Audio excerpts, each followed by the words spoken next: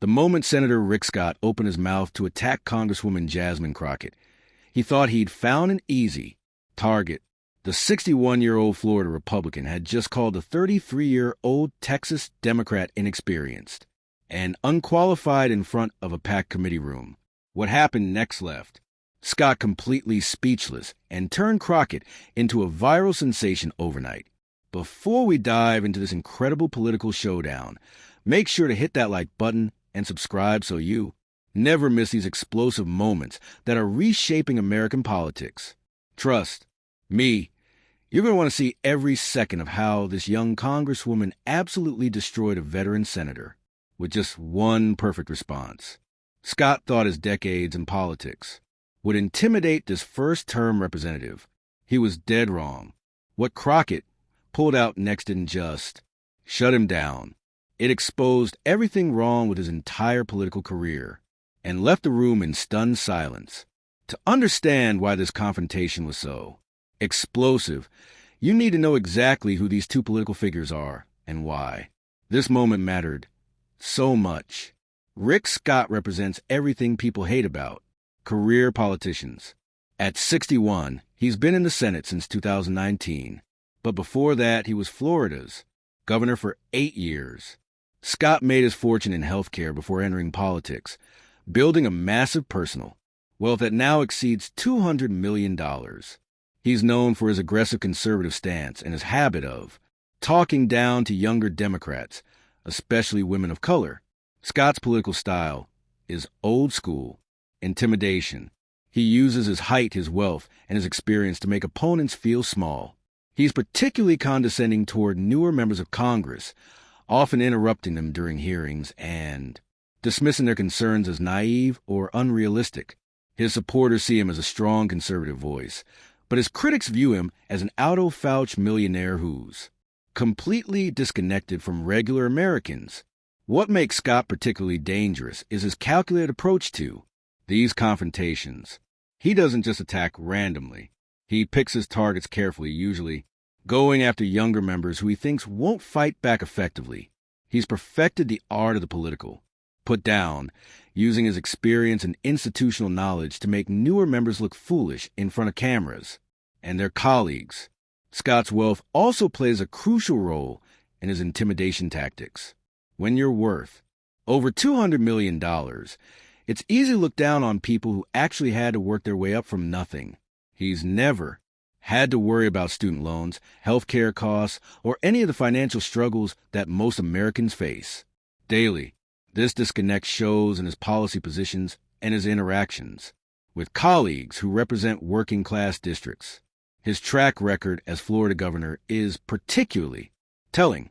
During his 8 years in office, Scott consistently prioritized tax breaks for wealthy individuals and corporations while cutting funding for education, healthcare, and social services.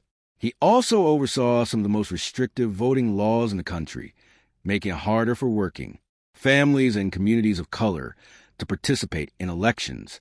On the other side sits Jasmine Crockett, and she represents everything that terrifies establishment politicians like Scott.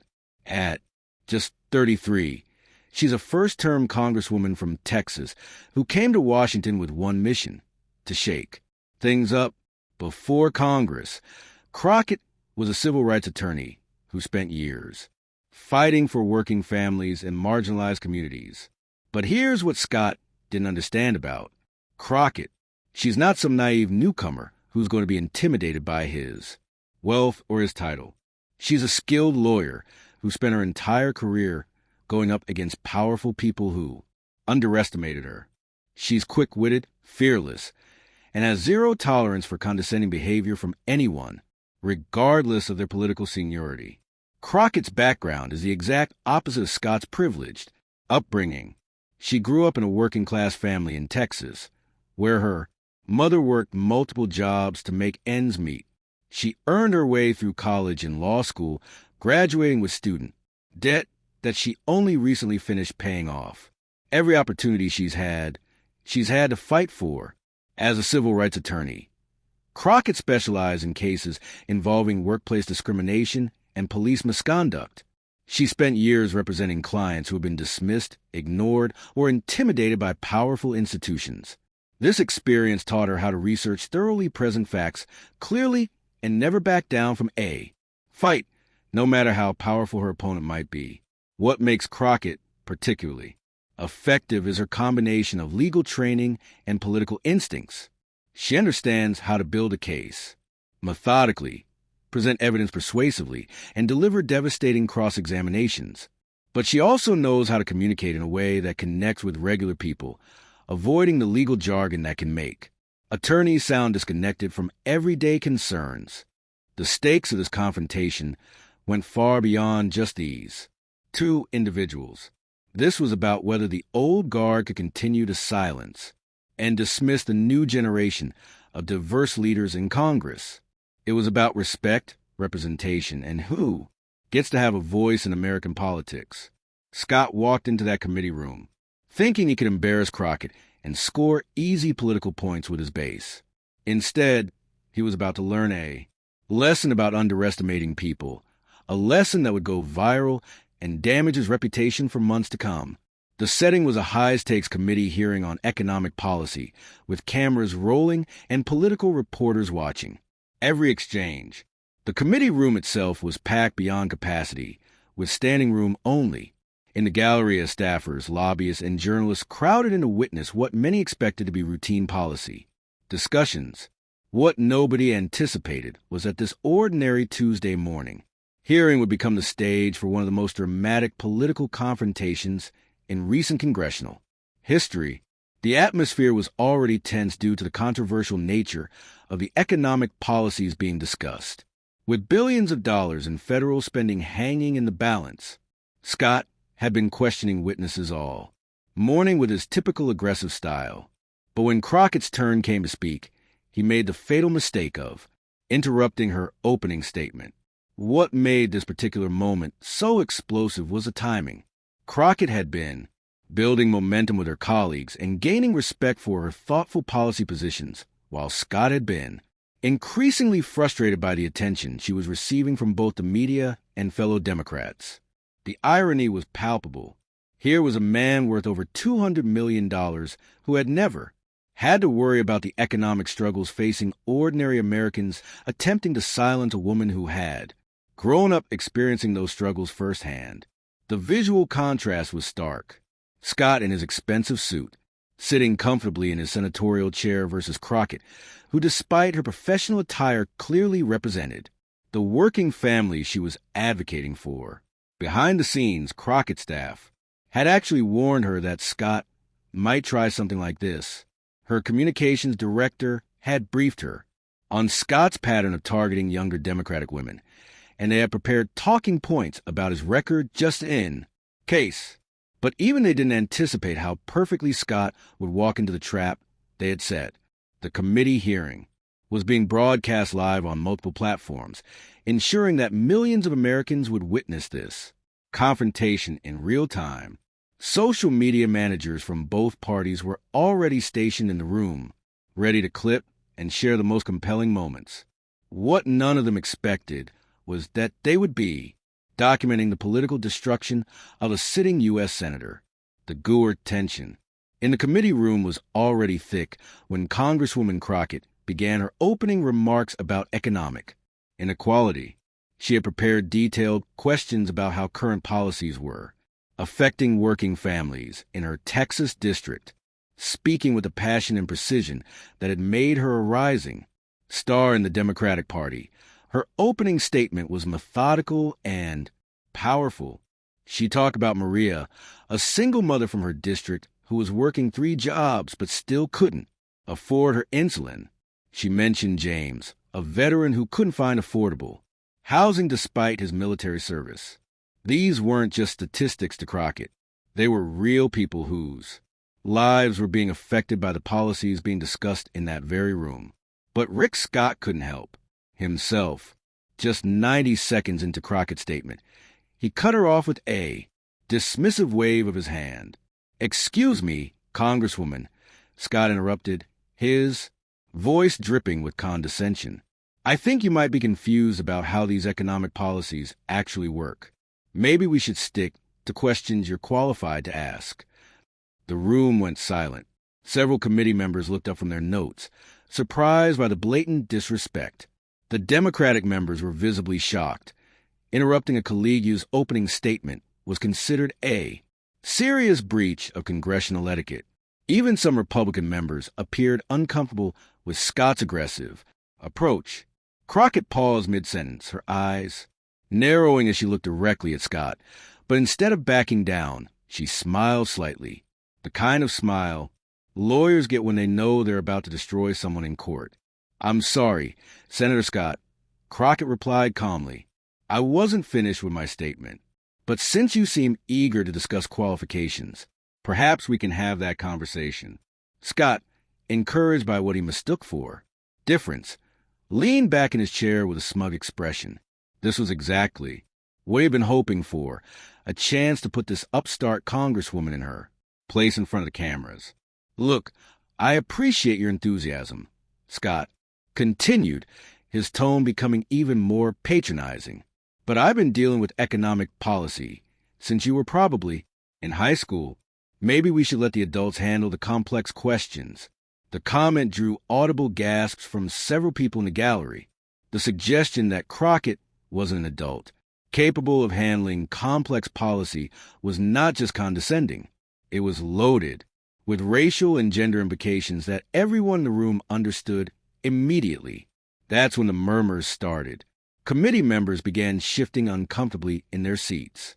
The Democratic members looked outraged, while even some Republicans appeared embarrassed by Scott's behavior. The cameras caught every reaction, every uncomfortable glance, every moment of growing tension. One Democratic committee member tried to intervene, saying, "Point of order, Mr. Chairman." But Scott waved him off, clearly enjoying his moment in the spotlight. Crockett's response was measured but firm. "Senator Scott, I'm a sitting member of Congress. Just like you, I was elected by nearly 200,000 voters who trust me to represent their interests. I don't need your permission to ask questions about policies that affect my constituents." But Scott was just getting started. He had clearly decided that this was his moment to put this young congresswoman in her place.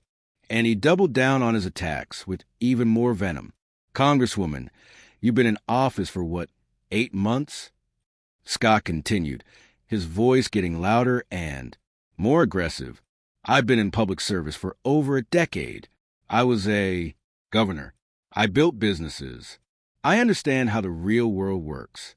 Maybe you should listen more and talk less until you've actually accomplished something." The audacity of the comment sent shockwaves through the room. Several Democratic members started to object loudly, but Crockett held up her hand, signaling that she could handle this herself. Her composure was remarkable. While Scott was getting more agitated and condescending, she remained calm and focused. What Scott didn't realize was that his aggressive approach was actually playing right into Crockett's hands. As a civil rights attorney, she had dealt with hostile opposing counsel countless times. She knew that when someone started attacking her personally instead of engaging with her arguments, it usually meant they were losing and getting desperate. "I appreciate your advice," Senator Crockett said, her voice steady, but with an edge that suggested something big was coming.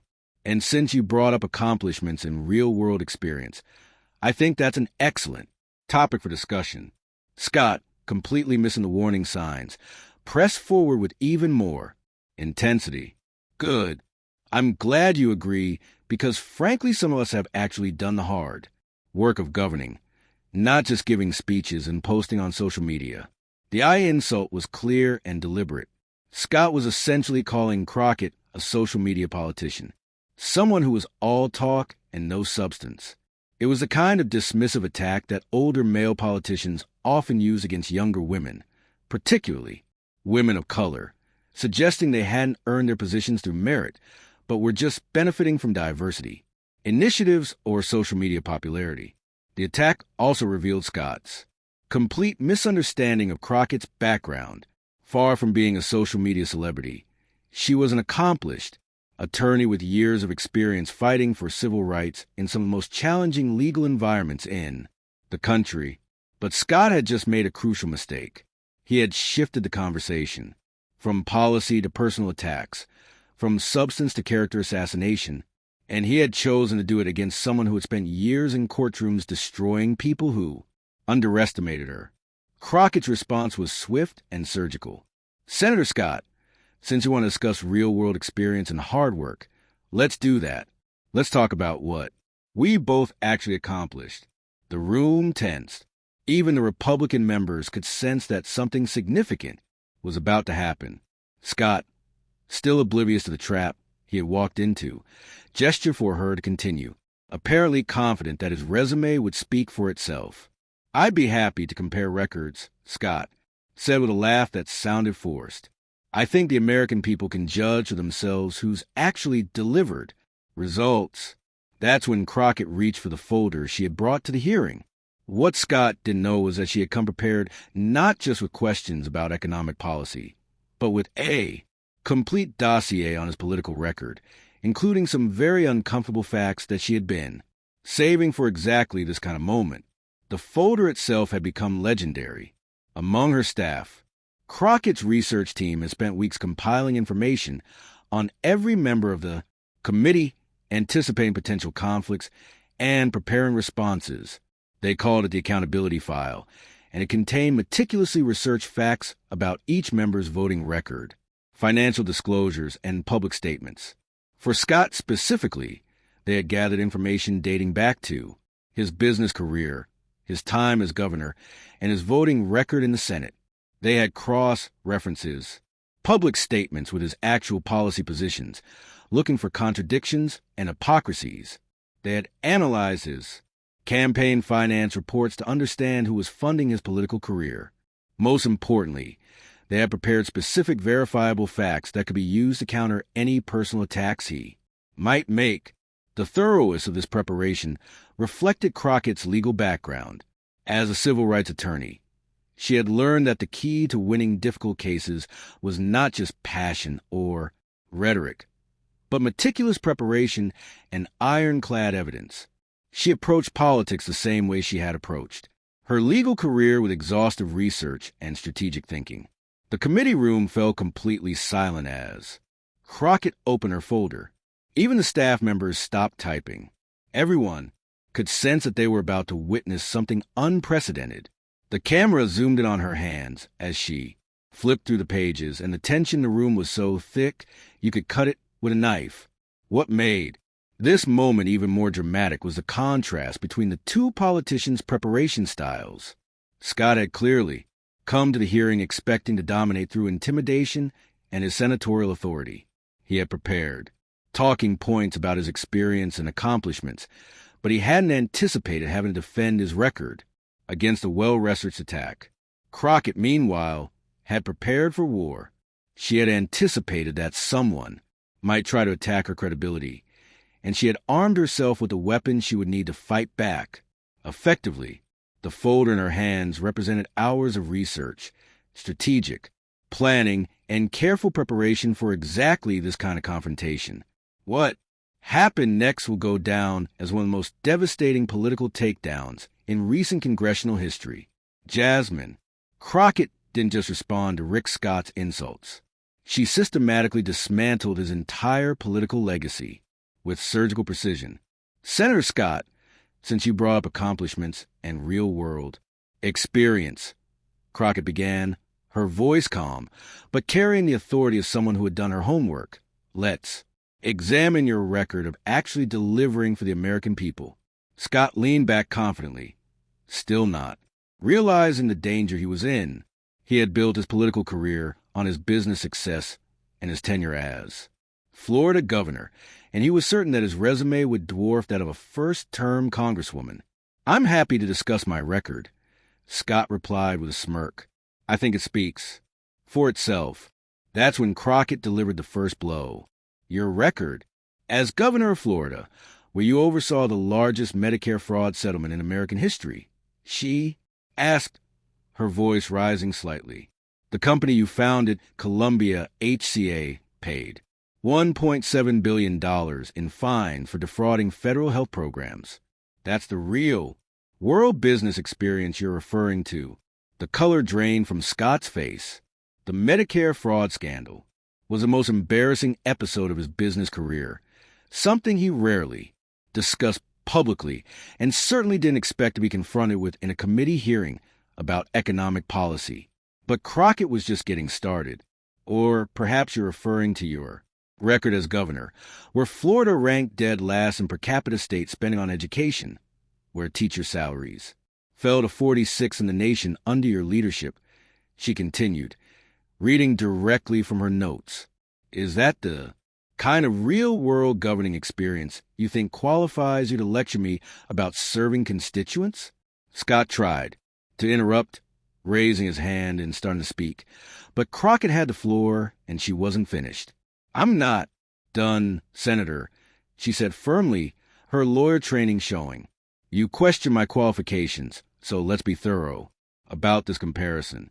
The committee chair, recognizing that something historic was happening, made no move to stop her. Even the Republican members seemed frozen, unsure how to respond to this methodical destruction of one of their colleagues. In my 8 months in Congress, Crockett continued, I've already passed more legislation benefiting working families than you did in your entire 8 years as governor. The Small Business Recovery Act, the Community College Expansion Bill, and the Health Care Worker Protection Act all passed with bipartisan support because they actually help people instead of helping wealthy donors. Scott's face was now flush red. His earlier confidence completely evaporated. He looked around the room as if seeking help from his Republican colleagues, but they were all staring at their notes, unwilling to meet his eyes. But Crockett delivered the knockout punch with her next revelation. And Senator, since you mentioned social media and suggested I'm all talk and no action, I think it's worth noting that. In the past year, you've tweeted 847 times about various political topics, while I've tweeted 312 times, usually about actual legislation I'm working on. So, who exactly is a social media politician here? The precision of the number 847 tweets showed just how thoroughly Crockett had prepared for this moment. She hadn't just done her homework. She had built a complete case against Scott's credibility. Furthermore, she continued, your net worth increased by $40 million during your time as governor and senator, while the median household income in Florida remained stagnant. So, when you talk about understanding how the real world works, whose real world are you referring to? Because it certainly isn't the real world that my constituents live in. The room was completely silent, except for the sound of cameras clicking and the low hum of the ventilation system. Scott sat frozen, his mouth slightly open, apparently unable to process what was happening to him. Crockett then delivered the final blow that would become the most quoted line of the entire exchange. Senator Scott, you came here today to embarrass me because you thought a young black woman from Texas would be an easy target. You thought you could use your age, your wealth, and your position to make me look small. But here's what you failed to understand. I didn't come to Congress to be anyone's target. I came here to do the work. And unlike you, I've actually been doing it. She paused, letting the words sink in, then delivered a line that would be shared millions of times across social media within hours. So, with all due respect, Senator, maybe you should worry less about my qualifications and more about explaining to your constituents why you failed them so spectacularly. Because at this rate, this 33-year-old unqualified congresswoman is going to have a more impressive legislative record in one term than you've managed in your entire political career. The committee room erupted. Democratic members began applauding, while Republican members sat in stunned silence. Scott himself looked like he'd been physically struck, his face pale and his hands visibly shaking as he gripped his pen.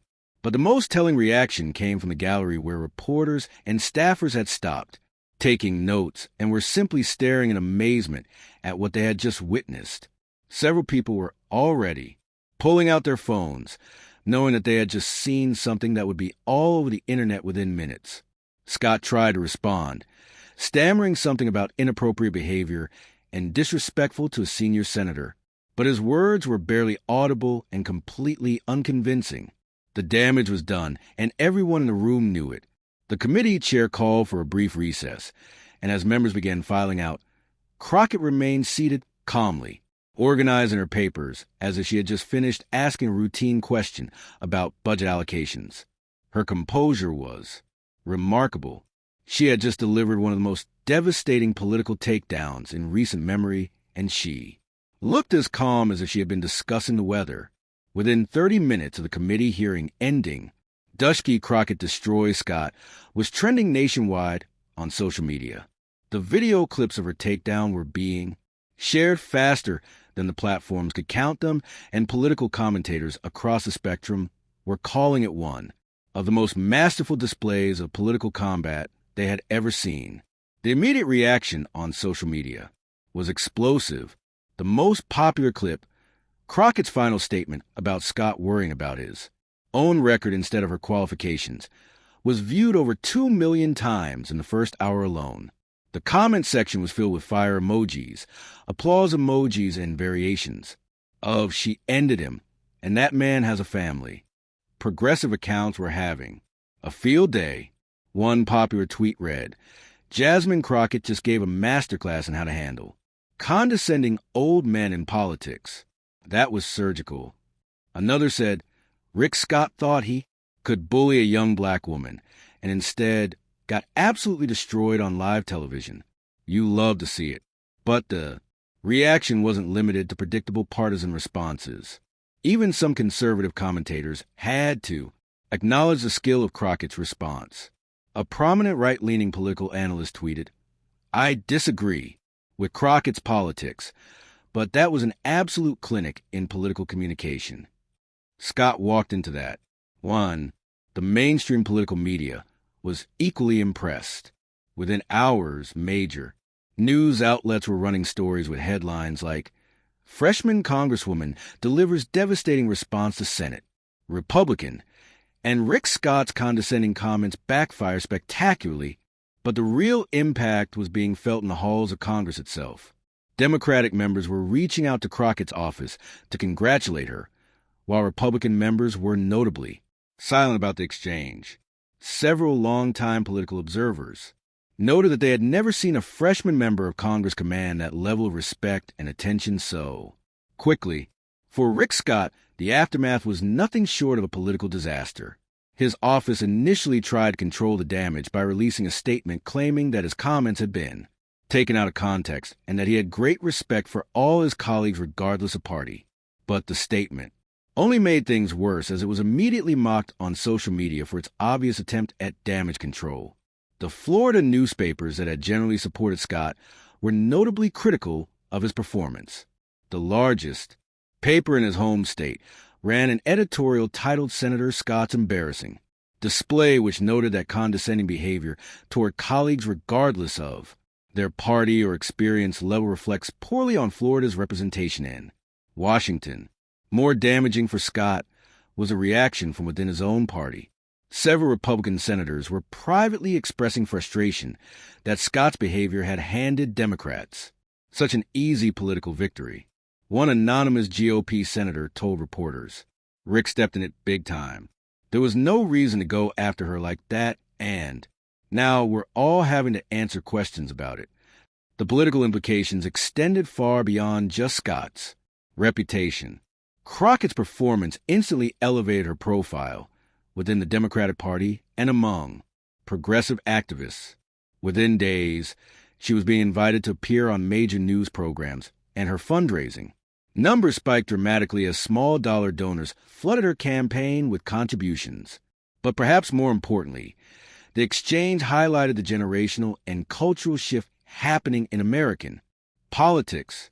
Here was a young black woman from Texas systematically dismantling a wealthy white senator from Florida using nothing but facts, preparation, and rhetorical skill. It was a perfect symbol of the changing demographics and power dynamics in American politics. The video clips continued to circulate for weeks, inspiring countless memes and reaction videos. The most popular meme. Format showed Scott's confident expression at the beginning of the exchange contrasted with his stunned face at the end with captions like how it started versus how it ended and when.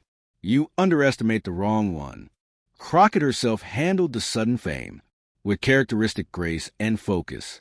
In interviews following the viral moment, she consistently redirected attention from the personal drama to the policy issues she was trying to address. I didn't come to Congress to have viral moments, she said in one interview. I came here to pass legislation that helps working families. If standing up to bullies helps me do that more effectively, then so be it. Her response to the attention also demonstrated the political savvy that had made her take-home so effective. Rather than gloating about her victory over Scott, she used the platform to highlight the issues she cared about most: healthcare access, education funding, and economic inequality. The long-term political impact of the exchange was significant for both politicians involved. For Crockett, it established her as a major voice in the Democratic Party and a formidable political force who could hold her own against anyone, regardless of their seniority or position. Progressive organizations began courting her for leadership roles, and her colleagues started seeking her advice on communication strategy. Within days of the exchange, Crockett's office was flooded with meeting requests from other Democratic members who wanted to learn her research and preparation techniques. Her approach to opposition research became a model that other freshmen members began copying. Several Democratic campaign committees reached out to her staff to understand how they had prepared for the confrontation so effectively. The demand for her expertise extended beyond Congress. Political consulting firms began reaching out to Crockett's team, hoping to learn from their research methodology. Law schools invited her to speak about the intersection of legal advocacy and political communication. The Harvard Kennedy School of Government asked her to participate in a case study about effective political messaging. Her social media following exploded overnight, growing from 50,000 followers to over 800,000 in just 2 weeks. More importantly, her fundraising numbers skyrocketed as small-dollar donors from across the country began contributing to her campaign. In the month following the exchange, she raised more money than she had in her entire previous quarter, with an average donation of just $27. The attention also translated into legislative success. Bills that Crockett had been struggling to get co-sponsors for suddenly attracted bipartisan support. Her Health Care Worker Protection Act, which had been stalled in committee for months, was fast-tracked for a floor vote after several moderate Republicans agreed to support it. Following her viral moment, for Scott, the damage was more lasting and multifaceted. The exchange became a defining moment of his Senate career, overshadowing many of his policy positions and legislative efforts. Political opponents in Florida began using clips of the exchange and campaign materials, and his approval ratings took a noticeable hit in the months following the incident. More troubling for Scott was the reaction within his own party. Several Republican senators were privately expressing frustration that his behavior had handed Democrats such an easy political victory. One anonymous GOP senator told reporters, "Rick stepped in it big time. There was no reason to go after her like that, and now we're all having to answer questions about it." The incident also affected Scott's committee assignments and leadership prospects within the Republican caucus. He had been considered for a leadership position in the upcoming Congress, but party leaders began having second thoughts about elevating someone who had become such a political liability. His fundraising also suffered as some major donors expressed concerns about his political judgment. Several Florida business leaders who had previously supported Scott began distancing themselves from him, worried that association with his confrontational style might hurt their own reputations. The impact on Scott's family life was also significant, though less publicly visible. His wife and children reportedly received criticism and negative attention on social media, forcing them to increase their security and limit their public appearances. The personal cost of the political confrontation extended far beyond Scott himself, to affect his entire family. The broader implications for congressional culture were also significant. The exchange sparked conversations about respect, professionalism, and the persistent problem of senior male politicians condescending to their younger female colleagues, particularly women of color. Several other freshman members of Congress, inspired by Crockett's example, began pushing back more forcefully against similar treatment. The incident became a case study in political communication programs and was cited in numerous articles about effective messaging and debate tactics. One particularly notable example occurred just 2 weeks after the Scott-Crockett exchange when another veteran, Republican senator, attempted to interrupt a young Democratic congresswoman during a different committee hearing. Instead of backing down, the congresswoman immediately referenced Crockett's handling of Scott, saying, "I'm not going to let you Rick. Scott me, Senator."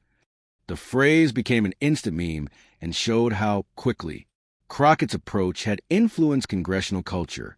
Political analysts noted that the exchange perfectly captured the broader tensions in American politics between the old guard and the new generation of leaders.